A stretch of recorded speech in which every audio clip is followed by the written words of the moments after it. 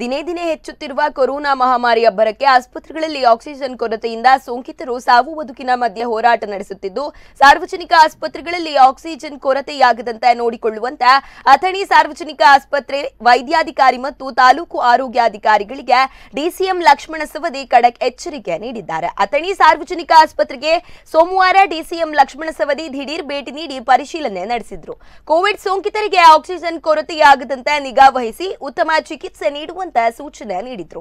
ಇನ್ನು ಆಕ್ಸಿಜನ್ ಕೊರತೆಯ ಬಗ್ಗೆ ವೈದ್ಯಾಧಿಕಾರಿ ಹೇಳುತ್ತಿದ್ದಂತೆ ಸ್ಥಳದಲ್ಲಿಯೇ ಫೋನ್ ಮೂಲಕ ಕರೆ ಮಾಡಿ ಬೇರೆ ಬೇರೆ ಕಡೆಗಳಲ್ಲಿನ 15 ಆಕ್ಸಿಜನ್ ಸಿಲಿಂಡರ್ಗಳ ವ್ಯವಸ್ಥೆ ಮಾಡಿದ್ರು। ನಂತರ ಮಾಧ್ಯಮದೊಂದಿಗೆ ಮಾತನಾಡಿದ ಅವರು ಇನ್ನು ಕೊರೋನಾ ಹೆಚ್ಚಾಗುವ ಸಾಧ್ಯತೆ ಇದ್ದು ಇಂದು ಬೆಂಗಳೂರಿನಲ್ಲಿ ನಡೆಯಲಿರುವ ಉನ್ನತ ಮಟ್ಟದ ಸಭೆಯಲ್ಲಿ ಚರ್ಚಿಸಿ ಅಥಣಿ ಸಾರ್ವಜನಿಕರ ಆಸ್ಪತ್ರೆಯಲ್ಲಿ ಇನ್ನೂ 100 ಬೆಡ್ಗಳ ವ್ಯವಸ್ಥೆ ಮತ್ತು ರೆಮ್ಡಿಸಿವಿರ್ ಔಷಧಿ ಸೇರಿದಂತೆ ಎಲ್ಲಾ ವ್ಯವಸ್ಥೆ ಮಾಡುವುದಾಗಿ ಹೇಳಿದರು। ಇದೇ ಸಂದರ್ಭದಲ್ಲಿ ಅಥಣಿ ತಹಶೀಲ್ದಾರ್ ದುಂಡಪ್ಪ ಕುಮಾರ, ತಾಲೂಕು ಆರೋಗ್ಯಾಧಿಕಾರಿ ಬಸಗೌಡ ಕಾಗೆ, ವೈದ್ಯಾಧಿಕಾರಿ ಸಿಎಸ್ ಪಾಟೀಲ್ ಸೇರಿದಂತೆ ಮತ್ತಿತರರು ಉಪಸ್ಥಿತರಿದ್ದರು।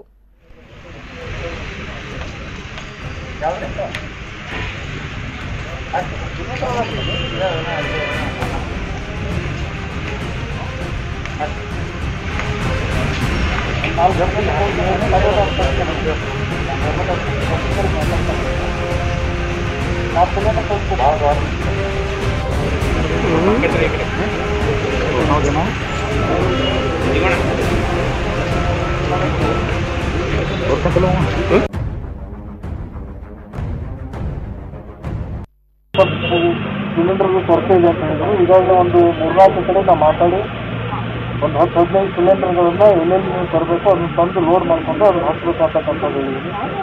ಇವತ್ತು ಬೆಂಗಳೂರಿಗೆ ಹೋಗ್ತಿದ್ದು ನಾಳೆ ಉನ್ನತ ಮಟ್ಟದ ಸಭೆಯೊಳಗೆ ನಾವು ಚರ್ಚೆ ಮಾಡ್ತೀವಿ। ಇನ್ನೂ ಇದು ಪರಿಸ್ಥಿತಿ ಬಹಳ ದೊಡ್ಡ ಪ್ರಮಾಣದಲ್ಲಿ ಹಬ್ಬಿಬಿಟ್ಟಕ್ಕಂಥದ್ದು ನಮ್ಮ ಕಣ್ಮುಂದೆ ಕಾಣ್ತಾ ಇದೆ।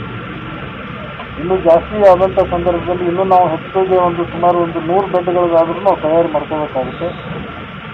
ಅಲ್ಲಿ ಆಕ್ಸಿಜನ್ ಇರ್ಬೋದು, ಬೇರೆ ಎಲ್ಲ ವ್ಯವಸ್ಥೆಗಳನ್ನು ಮಾಡ್ಕೋಬೇಕಾಗುತ್ತೆ।